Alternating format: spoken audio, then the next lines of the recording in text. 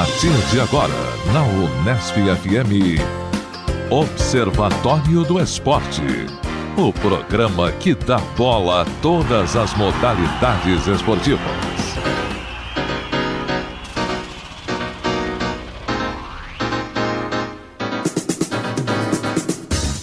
Olá, ouvinte da Unesp FM, grande abraço para você sintonizado em 105,7.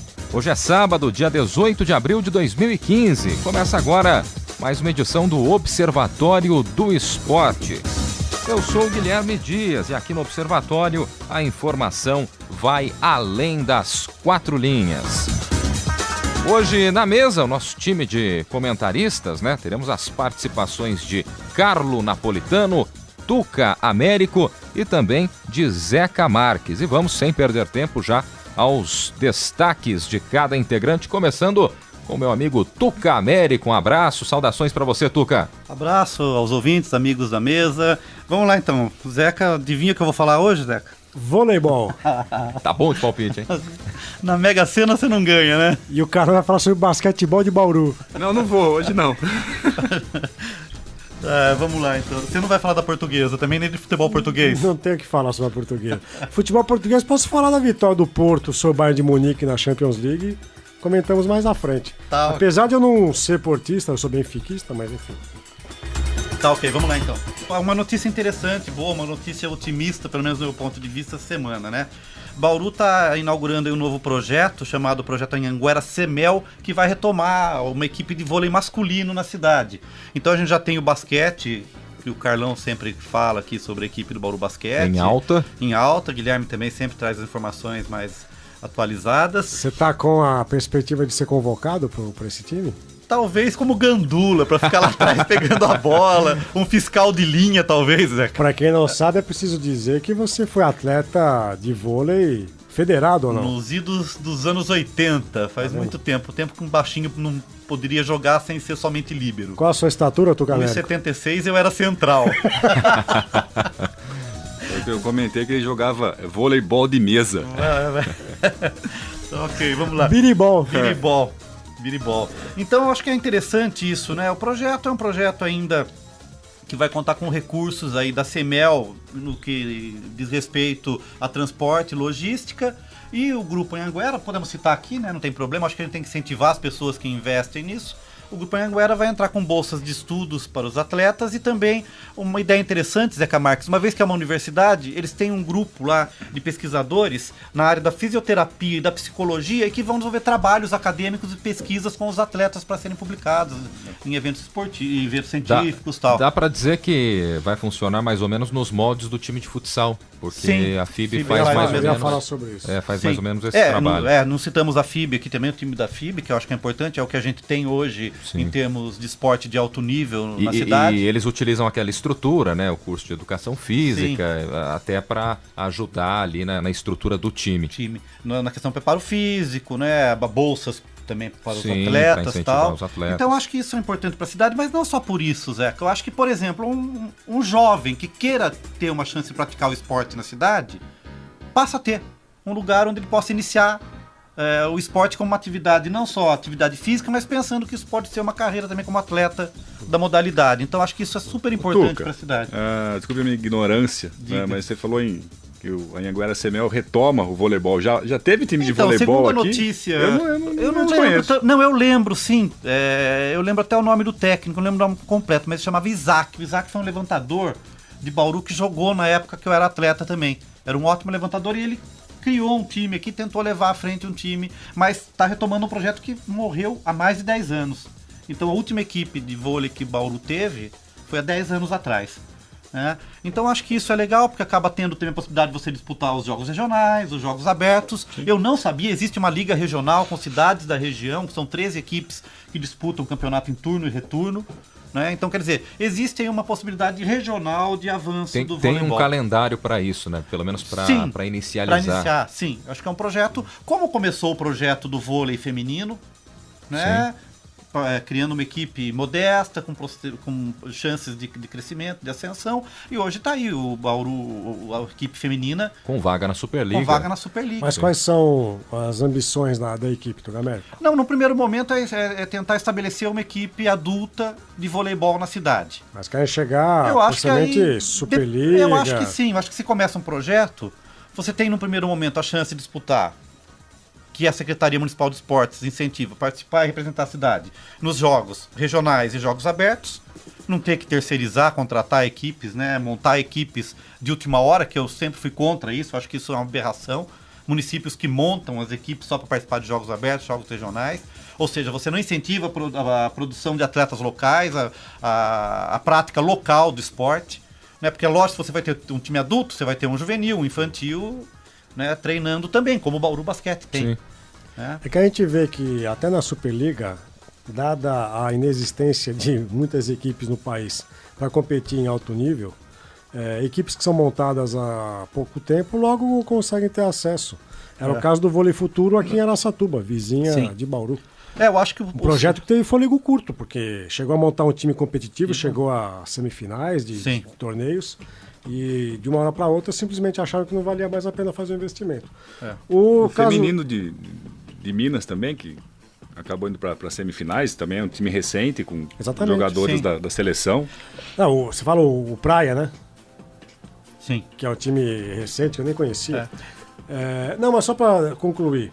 O caso da Anhanguera, eu acho que é um pouco distinto, porque a Anhanguera é uma instituição de ensino, assim como a FIB, e acho que eles devem pensar em algo mais a longo prazo, provavelmente. Sim, não é um investidor que vem para fazer dinheiro em curto prazo. Ou em busca de uma simples publicidade eventual.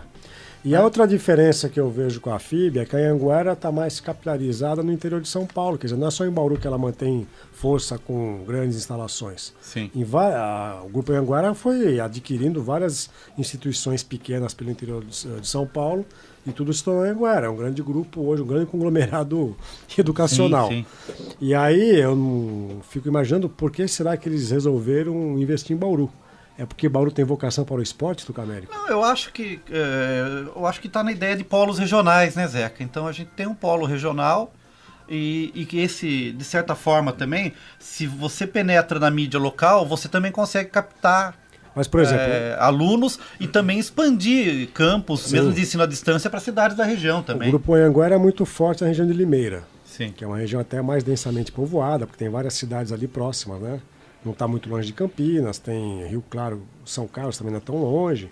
Enfim, fico imaginando. Agora, vou perguntar ao nosso especialista em basquete da cidade, vai afetar em alguma questão a admiração do público pelo basquete, pelo vôlei? Não, acho que não, acho que tem até um reflexo do sucesso. Espaço para todo mundo? Eu acho que tem um reflexo do sucesso do basquete de Bauru. Mas eu acho que isso aí incentivou. Então daqui a pouco o Noroeste não vai ter mais torcedores, então.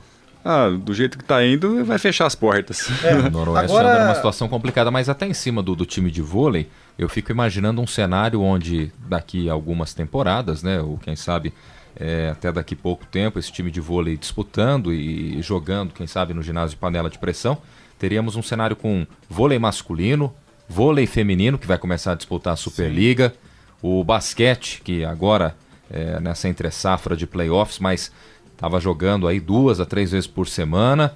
O futsal, embora mande seus jogos no Duduzão, mas com o projeto crescendo vai precisar de um ginásio maior também.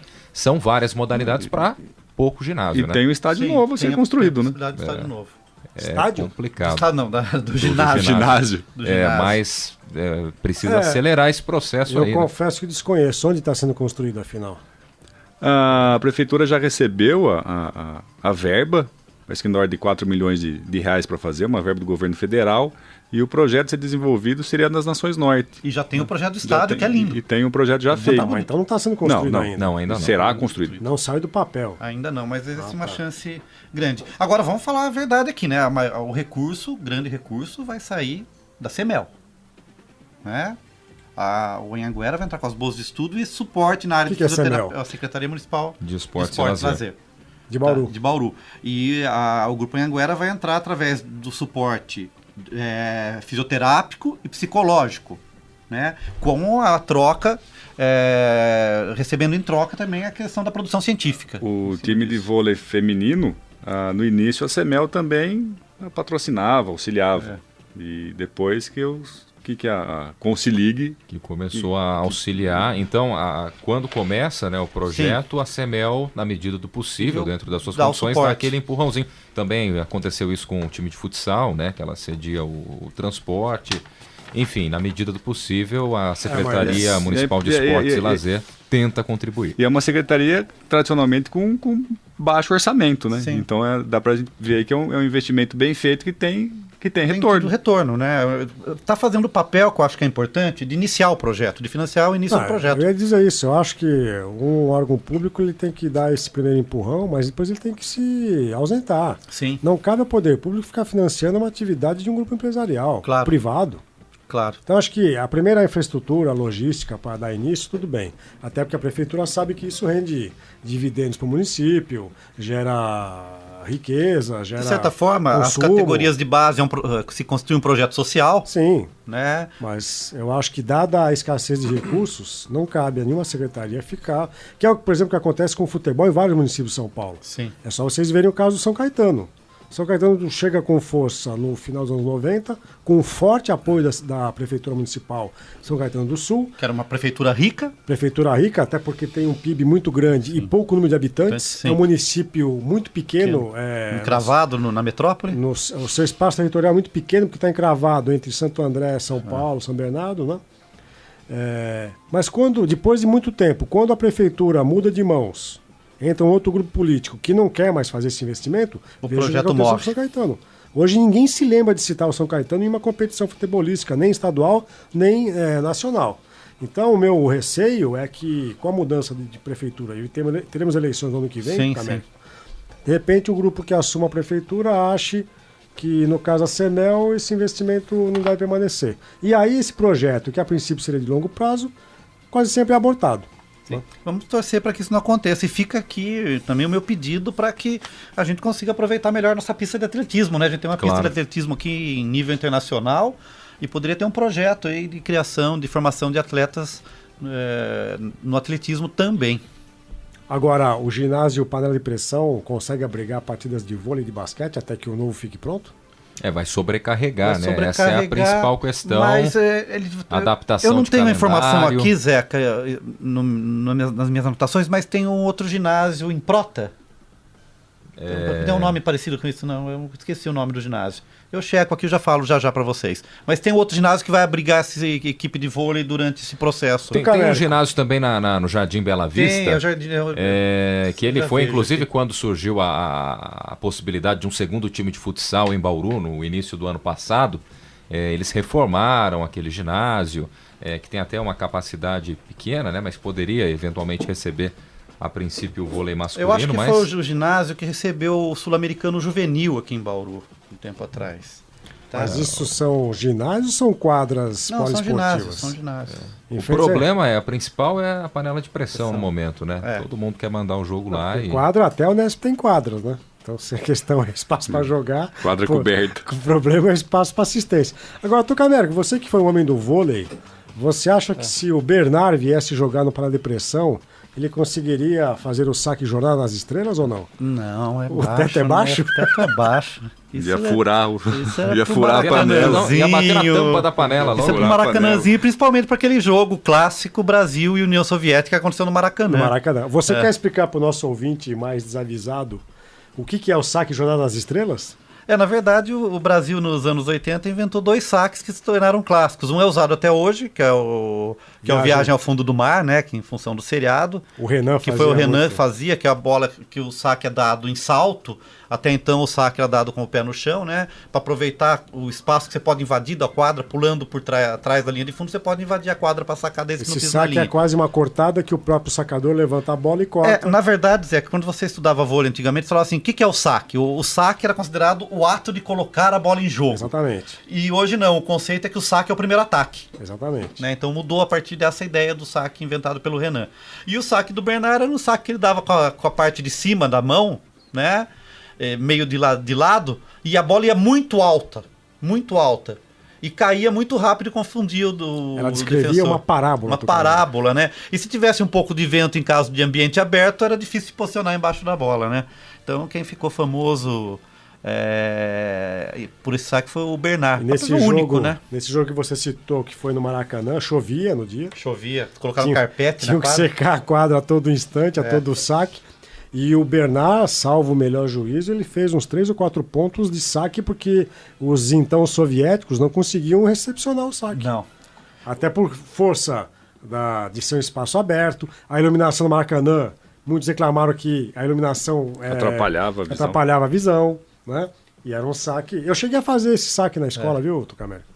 Mas era um saque de muito risco, né? Errava-se muito. Ó, o ginásio eu acertei, é em Prota. Darcy César em Prota, aqui em Bauru. Tá? Muito bem. Bom, fica a expectativa então e realmente, né, que chegue e que possa ser mais uma opção o time de vôlei masculino para a cidade de Bauru. Mais algum tema, Tuca? Sim, tem mais 2 temas rápidos aqui, né? Uma consideração, quero ouvir a opinião. Hoje tá bonita essa opinião, né? Porque eu vou falar do tema que é o patrocínio das camisas de árbitro, e a gente tem um ex-árbitro e um advogado para comentar, né? Então hoje, acho que tá... palmeirense diretamente interessado no negócio. Então já não serve, porque você está interessado, né? É uma parte interessada no processo. Bem, na verdade é o seguinte, a FIFA vetou o patrocínio na camisa dos árbitros, né? Da Federação Paulista, que é da Crefisa, o patrocínio, dizendo que não poderiam os árbitros ter na camisa o mesmo patrocínio que uma equipe tem. E o Palmeiras tem como patrocinador também essa empresa, né? E a FIFA vetou isso dizendo que tem o artigo 15 do regulamento de arbitragem da FIFA que diz que, abre aspas, anúncios de patrocinadores na camisas de árbitros serão permitidos somente se não criarem conflitos de interesses com nenhuma dos times participantes. Entendo isso, mas será que causa realmente esse conflito? O árbitro vai ser influenciado pelo patrocínio que está na camisa dele? Eu não sei, fica assim uma coisa meio dúbia. Parece que influenciou negativamente no jogo de domingo, né? Quando o Palmeiras enfrenta o Botafogo de Ribeirão Preto, 2 lances polêmicos, né? De possível pênalti para a equipe do Palmeiras, e a arbitragem, por tudo que se falou, por tudo que cornetaram, na dúvida vão dar para o Palmeiras, vão ajudar o Palmeiras, isso pesa um pouco, né, Zeca? Então fica um trocadilho até tonto, né, Zeca? Porque a instituição financiou alguma coisa em relação a isso? A instituição financiou uma categoria que já chegou negativada da arbitragem. Eu acho o seguinte, existe uma máxima da imprensa esportiva e dos árbitros, que o bom árbitro é aquele que pouco aparece. Sim. É aquele cujas decisões não são percebidas porque ele não tem protagonismo. Meio que invisível, né? É o árbitro que sabe mediar, que não quer ter o protagonismo do jogo, o protagonismo é dos atletas. Claro. É um árbitro que não tem lances polêmicos, decisões polêmicas para tomar. É um árbitro que consegue manter a sua isenção, a sua imparcialidade. Então eu acho que, de fato, o bom árbitro é aquele que pouco aparece, aquele que pouco é notado. E poucos árbitros sabem fazer isso. Sim. Né? A questão é que, neste caso, o fato de haver um patrocinador que também é o mesmo de um dos clubes participantes da disputa e que está nas finais do campeonato, fez com que a arbitragem tivesse uma visibilidade involuntária antes que o jogo acontecesse. Então, se o bom árbitro que não aparece, a arbitragem, de forma geral, foi posta na vitrine antes do jogo acontecer. Isso é ruim, isso é péssimo. Sim. Independentemente de quem for o patrocinador, se é uma instituição de financiamento, bancária, de laticínios, qualquer uma. Agora, Unicef? eu particularmente defendo que a arbitragem não pode ter patrocínio. É isso que eu ia perguntar. Isso que eu ia dizer. Justamente essa pergunta eu estava esperando. Se o bom árbitro que não aparece, né, colocar uma publicidade na camiseta do árbitro, faz ele aparecer. Exatamente. Não é? Então é um contrassenso aí nessa questão. Então eu também sou da opinião que o árbitro não deveria ter patrocínio. O campeonato já tem um patrocinador. Né? Nós podemos falar à vontade que nós não somos a Rede Globo, né, que não fala. Não ganhamos jabá nenhum. Que é o Itaipava. Eu não gosto de falar não, Carlão. Mas a gente pode falar. É que ele é árbitro. Talvez o dinheiro para o pagamento dos árbitros pudesse sair desse valor de patrocínio já, e não de um patrocínio específico como foi E aí outra questão, esse dinheiro, teoricamente, deveria ser direcionado para o sindicato de árbitros, para o fundo de arbitragem, alguma coisa assim. Que a gente sabe que a Federação Paulista não repassa todo o dinheiro que recebe desse patrocínio. Né? Então acho que é um problema. Árbitro, para mim, não deve ter patrocínio. O máximo que eu acho que é permitido, que é aceitável, é o fabricante de material esportivo colocar o logotipo na camisa. Um pouquinho mais destacado. Que é uma coisa que a FIFA faz com a Adidas, os árbitros FIFA de Copa do Mundo usam sempre uniformes Adidas, a bola é Adidas. E quando eu era árbitro, a Federação Paulista, de maneira pioneira em 94, fez um acordo com a Penalty, e a Penalty, a partir de então, passou a fornecer o material esportivo da arbitragem. Porque até então era um desfile parecido com na Fashion Week, Tucamérico. Sim. Os árbitros iam para os jogos, cada um usava o seu equipamento que o próprio árbitro adquiria. Então adquiria da marca X, da marca Y, outro da marca XYZ. Eu cheguei a fazer jogos em que eu estava com uma camisa Adidas, um colega com uma Topper e o outro com a camisa Penalty. E aí, Ele falou. os padrões de cor são diferentes, de formato são diferentes. E aquilo era uma época em que o futebol não era tão mediatizado como hoje, Sim. mas no campo aquilo se dilui. Quando havia a composição do trio de arbitragem para começar o jogo ali, fazer o sorteio, aquilo ficava muito nítido, né? Que cada um... Quando era a camisa amarela, então, era impressionante. Era o amarelo canário, o amarelo colibri, o amarelo ouro.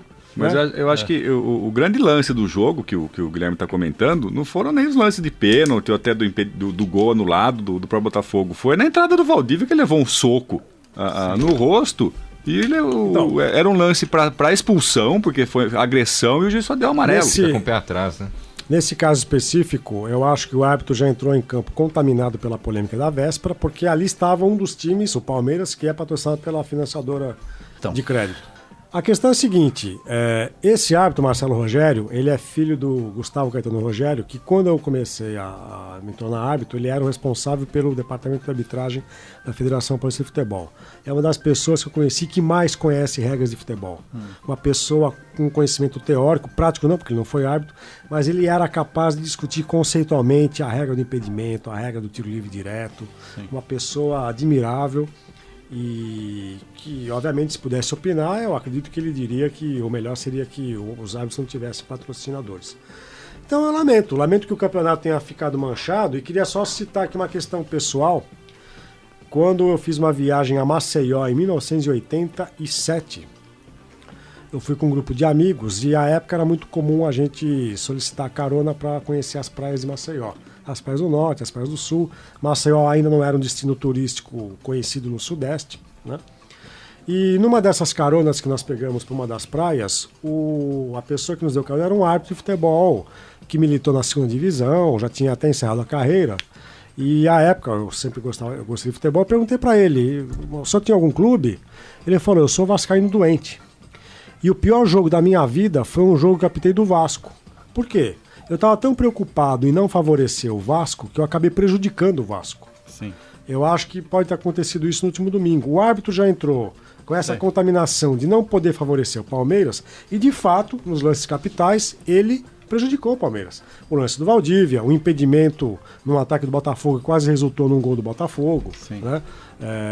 Entre outras questões que eu acho que ele foi infeliz na arbitragem dele.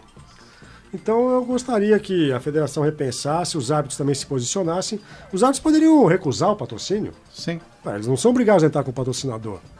Agora, como também tudo é mercantilizado, os árbitros devem ter sido imposta a ele a ideia de que eles tinham que entrar com esse patrocinador. O maior prejudicado dessa história foi o Palmeiras. Acho que nesse lance capital aí, que o capitão do time deveria ter sido expulso, que deu um soco no rosto do Valdívia. E o maior beneficiado foi o Corinthians, né? Que no sábado, um lance errado, também equivocado da arbitragem, a Ponte Preta fez um gol.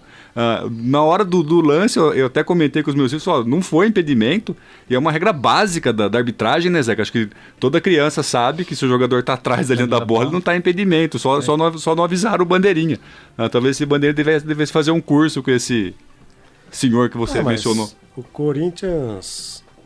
historicamente tem várias histórias de beneficiamento da arbitragem, né? Foi mais uma. Em especial em relação contra a Ponte Preta, né? Aí... E que pesa também, Zeca, que esses jogos, a transmissão também pesa nessas decisões, né? O jogo que está sendo transmitido ao vivo é uma pressão em cima do árbitro também. Sim. Né? O jogo do Corinthians... ao vivo não, todos os jogos hoje são transmitidos, mas que estão em cadeia aberta para um público maior. Mas o do Corinthians foi transmitido ao vivo no sábado e o do Palmeiras no domingo foi transmitido na Sport TV, no canal fechado. Sim. Tem um público menor, mas mesmo assim... Carlão assistiu, né, Carlão, ao vivo? Assisti. O do Palmeiras? Assisti. Posso engatar um tema que tem a ver com isso? Claro. Pode, fica à vontade. Não, porque era outra questão que eu discuti. No domingo à tarde, na semana passada, eu esperava às 16 horas que pudesse assistir Santos e 15 Piracicaba. E fiquei procurando vários canais fechados, abertos, e nenhum transmitiu o jogo Santos e 15 de novembro em Piracicaba. Eu achei um desrespeito com o Santos, Sim. achei um desrespeito com o 15, um desrespeito com o telespectador do domingo, que se acostumou às 4 ou às 5 horas, conforme o horário de verão da região do país, de poder ver o jogo de futebol. A Globo não emitiu nenhum comunicado no horário do jogo para dizer, olha, não teremos a transmissão do jogo por motivo A, B ou C. No dia seguinte, na segunda-feira, no Globo Esporte São Paulo, o Thiago Leifert começa o programa dando uma nota segundo a qual a Globo, por contrato, só podia transmitir uma partida das semifinais, eram quartas de final, né? Sim. Só podia transmitir uma, e a que ela escolheu foi a do Corinthians no sábado. Eu não conheço o contrato, obviamente, mas pelo histórico da Globo no tratamento do futebol brasileiro, os contratos podem ter alguns adendos. O Carlão pode... Não, eu assisti o Globo Esporte na segunda-feira e ele não falou só. Ele falou, por contrato tem que transmitir um. Ah, é? Um. O que eu fiquei imaginando numa interpretação da fala dele? Se pode transmitir um, nada impediria de transmitir um outro. Ou os quatro. Ou os quatro. Né? Porque por regra tem que transmitir no mínimo menos um. Pelo menos um. Isso na linguagem da argumentação e da retórica aristotélica tem nome de sofisma. Sim. É você querer fazer um raciocínio por meio do silogismo, mas uma das premissas é incorreta.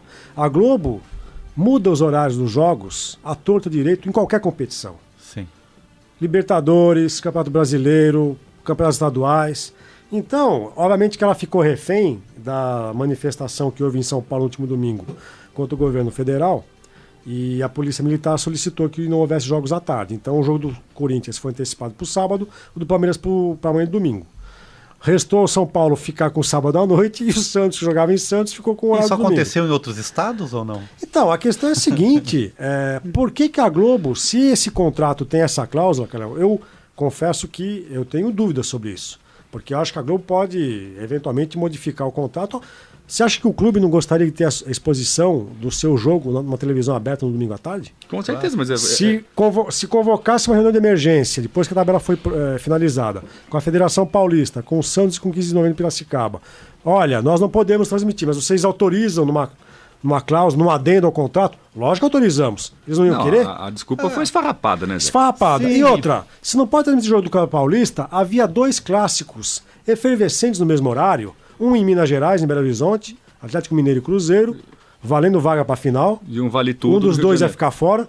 E no Rio de Janeiro, no Maracanã, Flamengo e Vasco, também no mesmo horário. Vasco e Flamengo, não, o mandaram do Vasco.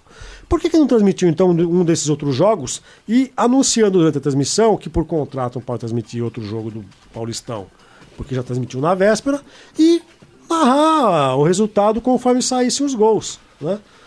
Foi 3-0 pro Santos, né? Sim. Então, primeiro gol em Santos, Robinho abre o placar, coisas do tipo, que ela faz sempre. A gente sabe que tem muitos interesses aí, passa por interesses políticos e por outras coisas que não dá nem tempo de discutir aqui, né, Zeca? Mas aí eu gostei das matérias que foram publicadas ontem a semana, que o Danúbio do Uruguai apareceu mais na TV Globo este ano do que o Santos. Sim. O Danúbio, que é o lanterna do grupo do São Lourenço, Corinthians e São Paulo na Libertadores, não ganhou nenhum ponto em 5 jogos, né? Sim. E coitado, teve mais Santos. jogos transmitidos que o Santos. Mais jogos que o Santos. Que então, é uma aberração, né? É uma aberração porque o Santos fez a segunda melhor campanha do campeonato. O Santos tem um time razoável. Agora a pergunta que fica é: se Neymar ainda estivesse no Santos, a Globo faria isso? Interrogação. Boa pergunta. E boa fica pergunta. realmente no ar.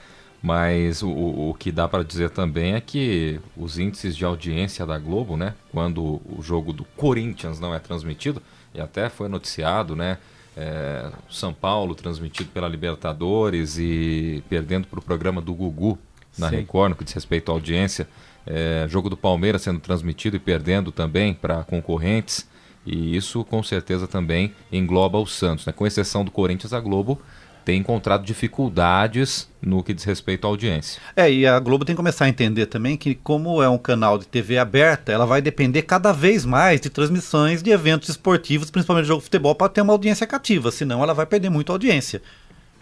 Tem um esvaziamento da audiência. Então, vamos lá. Último tópico, Zeca, posso falar aqui? Fica à vontade. Então, um tópico controverso, segundo o Zeca Marques, porque a imprensa, a mídia notificou, veiculou na semana, Zeca, que na terça-feira foi o aniversário de 120 anos da primeira partida, teoricamente da primeira partida de futebol que aconteceu no Brasil, lá, a gente sabe lá, a partida entre os funcionários da São Paulo Railway contra a Gas Company, né? E que teria acontecido no domingo de outono, 14 de abril de 1895. Mas parece que tem caroço nesse angu. Eu diria que há controvérsias. Esse jogo foi organizado pelo Charles Miller, Sim. que é tido como o Introdutor do rugby e do futebol, não é só do futebol.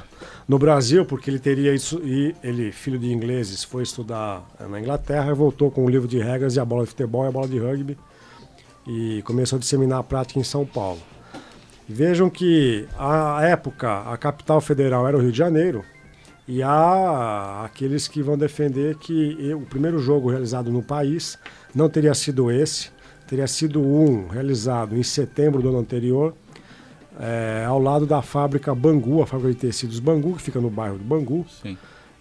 Organizado por um escocês que também teria trazido, na verdade foi a mulher dele que trouxe as bolas de futebol e ele queria propor algum tipo de entretenimento aos operários da fábrica e realizou esse jogo que alguns, inclusive, erigiram uma estátua em homenagem a ele lá na fábrica de Bangu. E aí fica um pouco essa rivalidade Rio-São Paulo, né? Quem foi o primeiro, o ovo ou a galinha. Sim.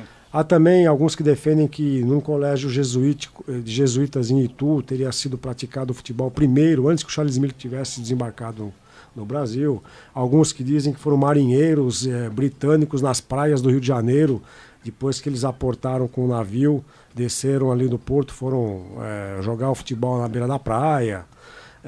Eu confesso a vocês que, obviamente, falta um rigor histórico para definir qual foi o primeiro jogo, mas eu também pouco dou importância a qual foi o primeiro jogo. Porque parece que é querer dar uma noção de paternidade a algo que não precisa de paternidade. Como se aqui fosse criado o futebol, né? Tivesse a data de nascimento não só do futebol, mas do futebol brasileiro. Sim. Eu acho mais interessante, já que isso também é nebuloso, né, qual foi o primeiro jogo, para mim, mais uma vez, para mim pouco importa qual foi o primeiro jogo. Eu acho mais interessante qual foi a primeira competição oficial disputada no Brasil. Ou o primeiro jogo oficial mesmo? Então, o primeiro jogo valendo por uma competição oficial foi em 1902, o Campeonato Paulista. Um jogo entre o Mackenzie e o Germânia, atual Pinheiros. Então, esse jogo aconteceu em 1902, foi o primeiro campeonato organizado oficialmente por uma liga, que era a Liga de São Paulo, e sobre isso não há dúvidas. Sim. De fato, São Paulo é o pioneiro em organizar o primeiro campeonato oficial de clubes de futebol. Então, na verdade, é o que interessa. Então, esse jogo foi em 1902. E em 2002, na época da Copa do Mundo, pouco tempo antes da Copa, que quiseram reeditar esse jogo inaugural, a primeira partida oficial de um campeonato oficial. E o Pacaembu sediou um jogo entre o Mackenzie e o Germânia, com jogadores que atuaram nos anos 70 do futebol brasileiro. Então havia o Edu do Santos, o Eurico do Palmeiras, o Clodoaldo, campeão do mundo em 70, era o árbitro e estava usando um traje, que a princípio seria o traje que os árbitros usariam em 1902. E eu assisti essa partida. Foi uma partida num dia de semana à noite, uma sexta-feira à noite no Pacaembu. E interessante que era aquela nostalgia de comemorar os 100 anos da primeira partida Quase uma oficial. encenação. O jogo foi, obviamente, os jogadores já estavam ali com 50 e tais anos, o jogo não foi assim muito competitivo, mas valeu para rever alguns jogadores que fizeram história nos anos 60 também, e 70. Né? Sim. Tá ok, são essas minhas considerações, Guilherme. Você está sintonizado em 105,7, curtindo o Observatório do Esporte. E zerado aí os tópicos do Tuca, vamos passando aí para o Zeca Marques. Eu prefiro que o Carlão fale antes. Então, passou tudo bem. Vez. Até porque o nosso querido Zeca Marques já introduziu um dos seus temas, exatamente, né? Um dos seus tópicos aí dentro do nosso bate-papo com o Tuca. Então vamos passando a bola para Carlo Napolitano. Pois não, Carlão? Não vou falar de futebol, não, nem de esporte, vou falar de canetas. Canetas. Eu lembraria Davi Luiz? Lembraria, exatamente. Mas eu até conversei com o Zeca sobre isso. Eu acho que eu comecei a entender porque o Brasil perdeu de 7-1 da Alemanha na última Copa do Mundo, né? Pelas atuações, no mínimo desastrosas, né, tanto do Davi Luiz no jogo Paris Saint-Germain contra Barcelona, e a atuação também um tanto quanto desastrosa do Dante, né? No jogo entre o Porto, do Fleury, e o Bayern de Munique. Até eu vi um lance do gol numa narração portuguesa, e o locutor me parece que fala que é o inferno de Dante. Inferno de Dante. logo no lance. A hora que ele toca a bola e o atacante do Porto domina a bola e parte pro gol, ele fala assim, é o inferno de Dante, né? Então, eu pensei nisso, quer dizer, eram os dois jogadores titulares da zaga brasileira contra a Alemanha, né? Naquela fanfarra de gols ali, e a atuação dos dois na última terça-feira... foi na quarta-feira? Quarta-feira. Foi uma coisa assim ridícula de se ver. Em especial a atuação do Davi Luiz, né, que levou lá 2 canetas, sendo a última delas um lance típico para passar nos filmes dos Trapalhões, né, no mínimo. E a própria feição dele, a reação facial dele já dá a dica que ele levou um drible ali fantástico do Só Soares. para esclarecer o nosso ouvinte, Carlos Napolitano, que o Inferno de Dante é uma referência ao poeta italiano Dante Alighieri, que compôs O Inferno, é um dos trechos da Divina Comédia. E voltando pro futebol, né? Dante, Davi Luiz, próprio Thiago Silva, né? São figuras que realmente a mídia, principalmente a imprensa brasileira, muitas vezes colocam aí como popstars, principalmente o Davi Luiz e o Thiago Silva, né? Mas que de repente, apesar aí das contratações recentes do Paris Saint-Germain, e outros brasileiros também estão na zaga lá do Paris Saint-Germain, o caso do lateral esquerdo Maxwell, o Marquinhos, né, que foi revelado pelo Corinthians, passou pela Roma e também está por lá, mas são jogadores absolutamente comuns, né? E que comprometeram seriamente suas respectivas equipes no meio da semana. Eu queria levantar outra questão em relação à questão das canetas, né? O Davi Luiz estava machucado, não estava? Diz o próprio Davi Luiz que foi no sacrifício, né? Sacrifício. O Davi Luiz estava, ele entrou porque o Thiago Silva se contunde lá no começo do jogo e ele entra. E é interessante porque até o ingresso dele no gramado mostra que ele estava fora de forma. Ele que estava jogando de calça jeans. Entrou meio desajeitado e eu percebi que ele não estava em forma, que aquilo ia poder comprometer o desempenho da equipe. Então, aí eu pergunto, 2 responsabilidades. Em primeiro, são 3. Primeiro, do departamento médico colocar à disposição o cara que não está 100%. Segundo, do técnico em escalar. E terceiro, do próprio atleta aceitar essa condição. Vou tomar como exemplo aqui o que aconteceu essa semana. Um atleta brasileiro, Samuel Fuchs, né? Ele é ponteiro. Ele foi convocado pelo Bernardinho, depois de 7 anos fora da seleção. Ele chegou, conversou com o Bernardinho e falou: eu tenho um problema no ombro direito, eu estou retornando agora à minha forma, não estou 100%, eu não vou aguentar entrar no ritmo de treinamento depois de uma competição pesada. Peço 1000 desculpas, espero que você entenda, mas eu vou pedir a liberação dessa convocação, porque se eu entrar em jogo agora, eu vou comprometer minha carreira e posso até jogar fora meu sonho de participar de uns Jogos Olímpicos. Ou seja, lúcido, né? Lúcido. Sem dúvida nenhuma. Agora, o Davi Luiz em forma já não é nada disso, né? E jogando na raça, no sacrifício, né, como ele mesmo colocou, o resultado não poderia ser outro a não ser um vexame brasileiro. O Guilherme lembrou uma coisa interessante, quer dizer, no segundo gol do Barcelona, no primeiro do Luiz Soares, da primeira caneta, ele passou por 3 brasileiros, né? Ele passou pelo Davi Luiz, pelo Marquinhos e pelo Maxwell. E esses têm sido convocados pela seleção do Dunga, né? E uma seleção que é valorizada pela defesa, que não tem perdido, não tem tomado gols, né? Então, aliás, tudo indica, né, que o Paris Saint-Germain vai praticamente fechar a defesa brasileira, né? Se bem que o Daniel Alves não tem sido convocado aí, mas é um jogador sempre lembrado, né, na seleção, e o Daniel ele deve ser reforço do Paris Saint-Germain para a próxima temporada. Aí ficaria Davi Luiz, 3 opções para o miolo da zaga, aliás, o Daniel Alves, Davi Luiz, Thiago Silva e o Marquinhos, e o Maxwell na esquerda, só faltando um goleiro brasileiro. E só pra completar, e pra azar do Davi Luiz pegar um Soares voando, né, cara? Porque o que ele fez no jogo, né, não vamos tirar o mérito. Com certeza doeu mais que uma mordida. Não quis nem morder, né? Não quis morder ninguém. Bem que ele mordeu, né? Eu acho que a primeira caneta, né, que é colocar a bola por entre as pernas do adversário, ela é até do jogo. E o Davi Luiz não foi o responsável pelo primeiro gol, até porque depois que há esse drible, o Luis Soares ainda se depara com outros 3 defensores do Paris Saint-Germain e consegue fazer o gol. Sim. O goleiro quase defende, inclusive. Sim. Agora, o terceiro gol do Barcelona, que é a segunda caneta, essa de fato foi meio vexatória para o Davi Luiz. E como ele completou também, né? E da maneira como o Davi Luiz responde ao drible, né? Ele quase trança as pernas, ele quase cai. Né? Agora, o Davi Luiz, eu posso falar um pouco, porque ele foi jogador do Benfica por 3 temporadas, né? Quando ele era praticamente desconhecido no Brasil. Ele ficou conhecido quando se transfere para o Chelsea, depois ele vai para o Paris Saint-Germain, mas ele se transfere primeiro para o Chelsea e chega à seleção brasileira.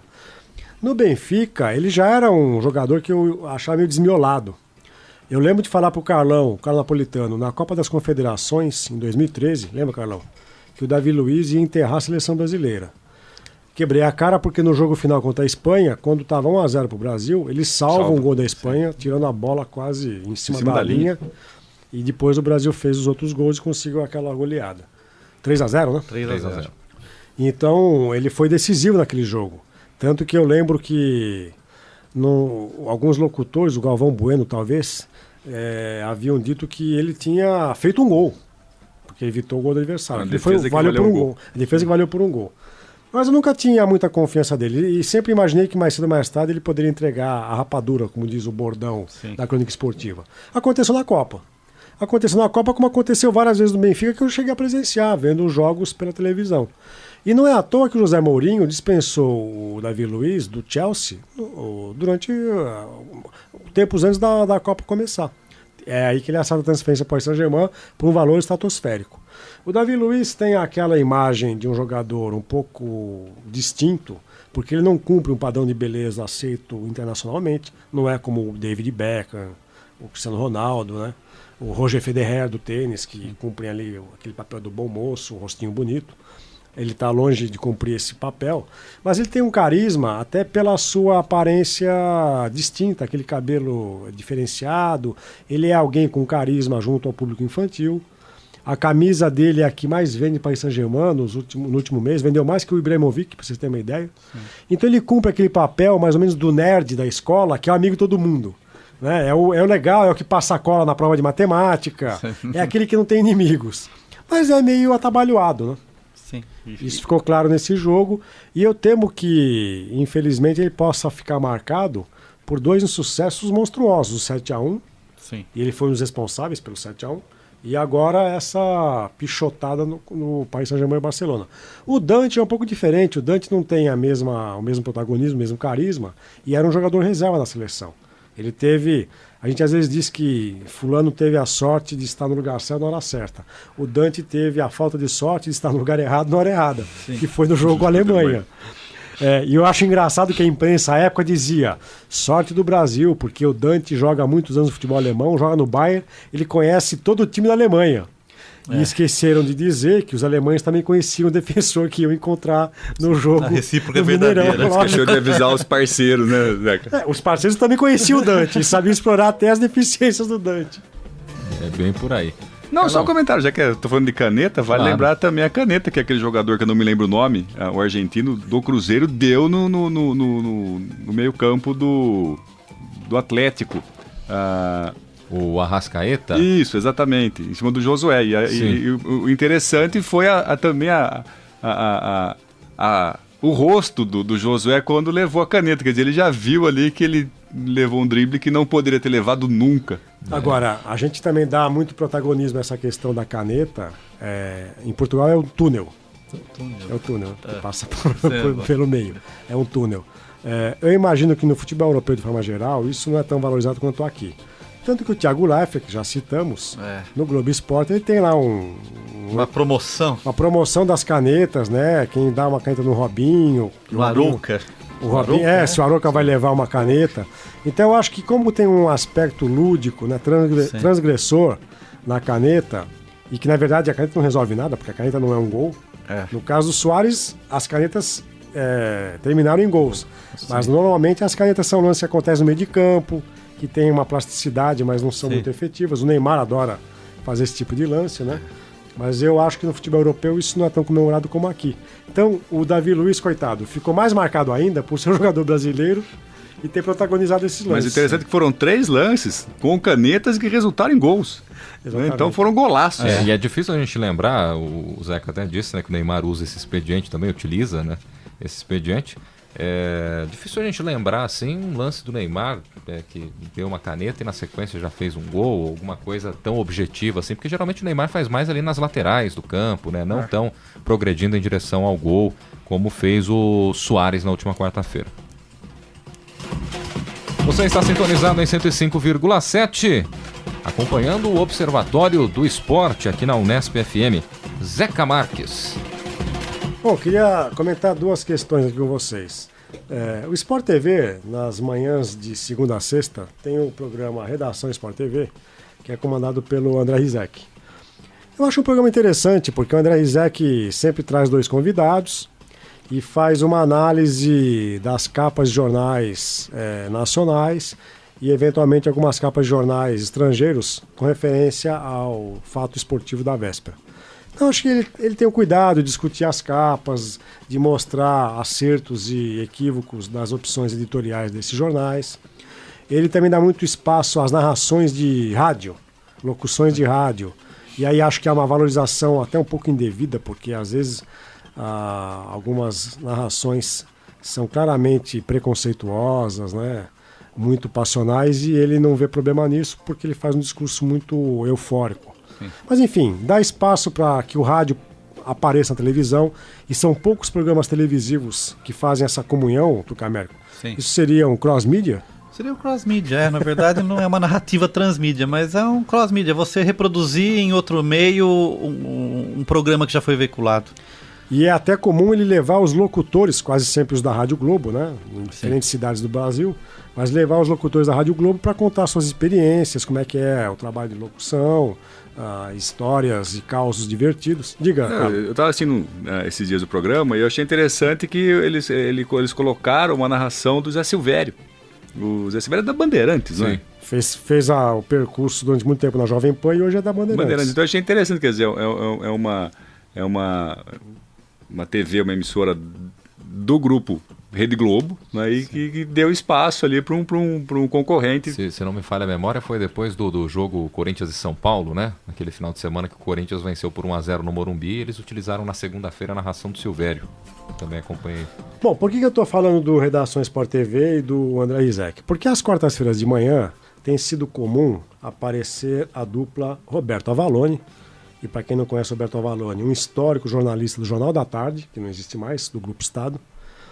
Ganhou alguns prêmios ESSO com os trabalhos que ele fazia no Jornal da Tarde, e que durante anos, especialmente nos anos 80 e 90, foi o comandante do Mesa Redonda na TV Gazeta de São Paulo, da Fundação Casper Libero. Um palestrino apaixonado e que criou vários bordões que eu acho extremamente divertidos. O Interrogação, que eu usei até pouco tempo atrás aqui no programa, é dele. Né? Então ele gostava de usar os sinais de pontuação no seu discurso. Carlo Napolitano, vírgula. O mafioso, vírgula. Chegou hoje para fazer o programa. Fora o drama que ele utilizava para falar um placar de um jogo, né? Corinthians 1, 2, 3, 4, Portuguesa 5. Não, quando era palestra que era diferente. Então, Corinthians 1, palestra 1, 2, 3, 4. E hoje nós vamos ter no nosso programa palestra, depois mais palestra, depois mais palestra! Exclamação. Roberto Avalone tem aparecido com frequência no Redação Sport TV e vem com essa verborragia, que é até um pouco incomum para o espectador mais jovem, né? Ele não conheceu quem foi Roberto Avalone. E o interessante é que ele tem feito dupla com Carlos Eduardo Éboli, que é um comentarista também dos canais da CBN, de rádio, e do Sport TV, e ali a antítese entre os dois é muito flagrante. Então eu acho interessante perceber um jornalista jovem, de uma outra geração, que procura às vezes alguns aspectos mais factuais, menos passionais para analisar o futebol. Sim. Às vezes elementos factuais nem são tão interessantes, nem tão importantes. Mas ficar muito ligado a estatísticas, né? Fazer uma leitura diferente do futebol. E há uma oposição direta com a Avalone, e obviamente o Avalone prevalece por causa dessa verborragia.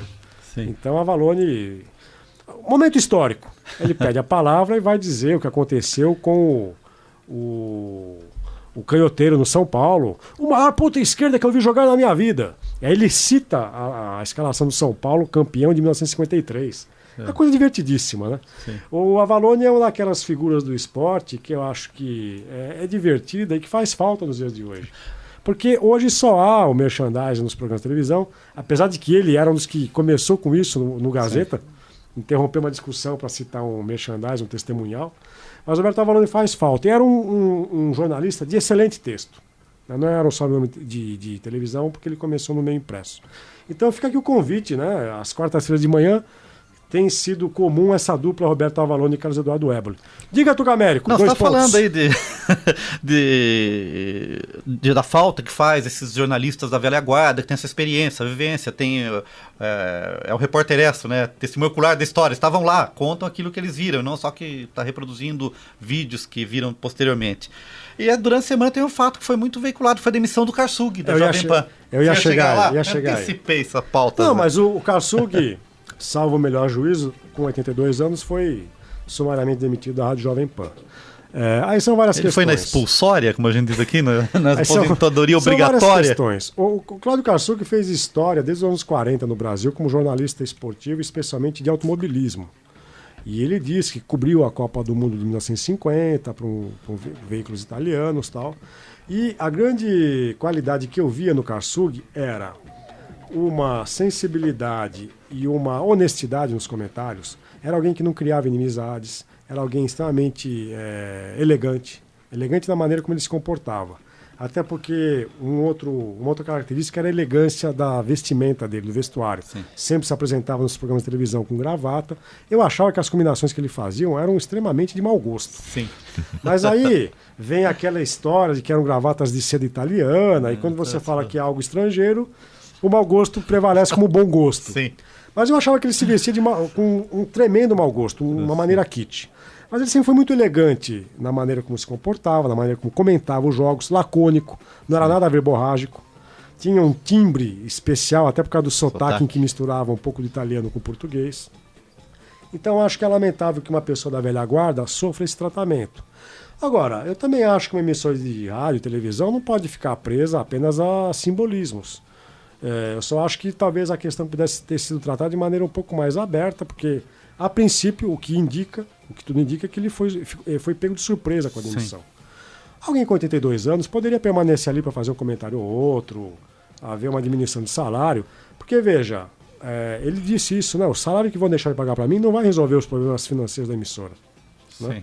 Mas é uma maneira que as emissoras têm tido para tratar algumas pessoas antigas que, de fato, mostra um pouco esse cenário nosso em que agora tudo vai ser terceirizado, não? Sim. Você está sintonizado em 105,7 no Observatório do Esporte, pois não, Tuca? Não, estamos aqui no finzinho do programa, temos alguns minutos ainda. Queria ouvir a opinião do pessoal da mesa aqui sobre a posse do novo presidente da Confederação Brasileira de Futebol, Marco Polo Del Nero, né? Não sei se existe muita expectativa, muito otimismo, né? Mas ele já chegou dando umas bordoadas no governo, né? Já chegou com cara de poucos amigos, né? No UOL, foi publicado na última quinta-feira, logo após o discurso de posse dele, né? Vou aqui abrir aspas e fazer a citação literal do que ele falou no discurso, né? A CBF, as federações e os clubes, nesse momento, discordam de alguns aspectos da medida provisória 671 que violam a Constituição Federal, invade a administração de clubes e federações e promove a cisão da unidade do futebol brasileiro, relegando os clubes que adotam o parcelamento de débitos, objetivo central da medida provisória, à incerteza de participação em competições oficiais. Por isso peço ao ministro dos Esportes, nos ajude nesse reparo. Parece tribuna da Câmara, discurso do deputado, né? Mostrou para que veio, né? Mostrou para que veio. E me parece que a medida provisória tem assim, um motivo bom. Ou seja, se o time é devedor, ele não vai participar de competições. A gente comentou na semana passada o caso do Marília, né, que não pagou salários, mas estava na Série A do Campeonato Paulista. E uma situação vexatória. É uma relação trabalhista, né, Sim, Carlão? a questão de direitos. Direitos. Né? Assim, ou o clube se regulariza a sua parte fiscal, suas pendências tributárias, ou ele não participa das atividades. O que acontece com uma pessoa jurídica comum quando tem dívida trabalhista, cara? Se tem uma dívida que supera a receita, a solução jurídica é a falência. Não é? Assim como decretou falência recentemente o Parma, né? Na Itália, está disputando a Série A do campeonato italiano e não tem dinheiro nem para cumprir os últimos compromissos, as últimas rodadas. Então o que está acontecendo? Por exemplo, foi jogar com a Inter de Milão.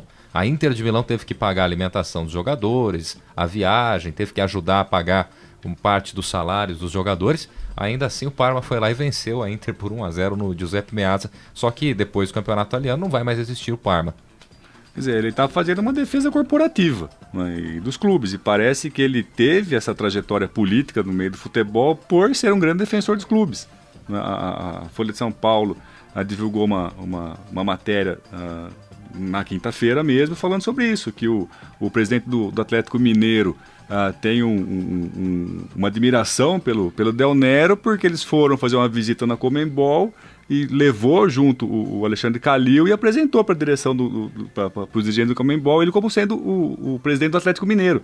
E logo na sequência foram as finais da Libertadores e o Atlético sagrou-se campeão da Libertadores. Né? Então ele viu na pessoa do Del Nero uma pessoa que defende o futebol brasileiro, defende os clubes. E parece que foi essa a trajetória dele. Né? Uma trajetória não muito... não digo honesta, mas não muito linear, porque ele parece que ele passou por cima de muita gente, até na Federação Paulista, e tem uma coluna do Juca Kfouri também na quinta-feira falando sobre isso. Até ele termina o Juca a matéria falando que, na verdade, o resultado foi 8-1, né, que é mais um gol contra, né, a posse do Del Nero como presidente da CBF, e mostra a trajetória dele como político dentro da CBF. Ele foi advogado do Eduardo Fará, foi presidente do STJD aqui em São Paulo e fez a trajetória por caminhos não muito claros, caminhos até nebulosos. Eu ia comentar exatamente isso, porque desde os tempos da antiga CBD, Confederação Brasileira de Esportes, que congregava todas as federações hoje de vôlei, basquete, natação, né? São Paulo não tinha tanto protagonismo no comando do futebol brasileiro como teve nos últimos 2 anos com o Marinho e agora com o Marco Paulo Del Nero. E esse era um projeto de quem você acabou de citar, Carlão. O Eduardo José Fará, presidente da Federação Paulista desde os anos 90, final dos anos 80, aliás, ele tinha como grande projeto chegar à presidência da CBF e fez um percurso para isso. Modernizou o Campeonato Paulista, importou árbitros da Europa e da América, criou regras diferenciadas e fazia experiências no torneio de aspirantes, 2 árbitros, impedimento a partir só da linha perpendicular à grande área para a linha de fundo. Fez várias experiências. Essa questão que eu citei há pouco do uniforme, a Federação Paulista foi a primeira a uniformizar os seus árbitros com o mesmo equipamento da mesma marca de fabricante de material esportivo, e foi quem começou a criar taxas de arbitragem dignas com o que se praticava em outros países, porque o árbitro ganhava muito mal até 1993, e foi por ordem do Fará que houve um aumento significativo da remuneração dos árbitros. Ele tinha esse projeto, ele acabou obviamente tropeçando com as denúncias que surgiram na época na Veja São Paulo, inclusive por força do Juca Kfouri, várias denúncias de corrupção, de mau uso de recursos. Ele tinha uma relação muito próxima com o Guarani Futebol Clube de Campinas, né? E ele depois acabou falecendo recentemente, mas ele recebeu um grande tropeço quando a CBF, em 2002, resolve implantar o torneio nacional de pontos corridos em 2003. Porque isso acabou matando os regionais passaram a não ter muita importância a partir daí, porque o calendário dos regionais ficou encolhido até abril. E antigamente os regionais pegavam um semestre inteiro e o nacional o outro semestre. E aí ele perdeu o protagonismo, ele acha que foi passado para trás pela Globo nesse projeto todo e acabou se desligando. O Marco Paulo Del Nero, que é dessa cria da geração do Fará, chega agora a um poder pelo qual você falou que ele fez um certo caminho, mas eu acho que é interessante ver que é o grupo de São Paulo que comanda a CBF. No caso do Zé Maria Marim, isso pouco resolveu, porque a Portuguesa foi envolvida naquele episódio do Tribunal de Justiça Desportiva, com a escalação do jogador irregular, e o Marinho, que é de São Paulo, não fez absolutamente nada por um clube de São Paulo. Acho que também não deveria fazer, porque um presidente de uma confederação tem que ligar para a confederação, não para o estado do qual ele vem. Ele se originou. Agora, o caso do Marco Paulo Del Nero, ele tem sido mais notícia ultimamente pelas namoradas que ele arranja 50 anos mais jovens do que ele, do que pelas atitudes como dirigente esportivo. E tem um detalhe também, ele tentou ser presidente do Palmeiras e não conseguiu. Né? Uma pergunta para fechar, porque nosso tempo está estourando. É só sim ou não?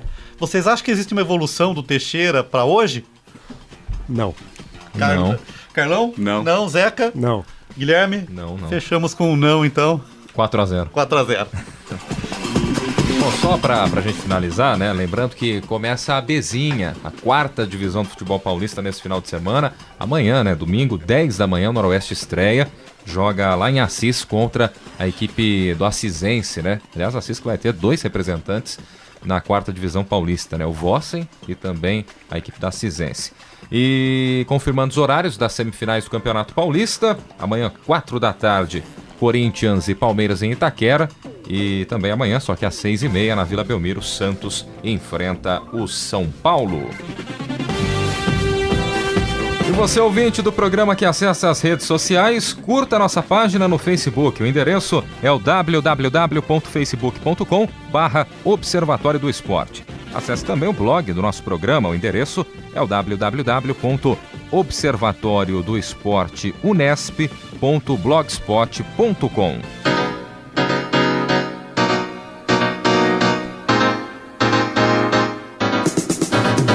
E o Observatório do Esporte deste sábado vai ficando por aqui. Teve a apresentação de Guilherme Dias, com os comentários de Carlo Napolitano, Tuca Américo e Zeca Marques. Equipe de reportagem, André Magalhães, Lucas Rueles, também Heitor Facini e Thiago Pavini. Direção de Fábio Fleury, produção técnica Paulo Pepa. O Observatório do Esporte é um projeto de extensão universitária financiado pela PROEX, a Pró-Reitoria de Extensão da Unesp. Para você, obrigado pela companhia, um ótimo final de semana e até a próxima. Observatório do Esporte, informação além das 4 linhas.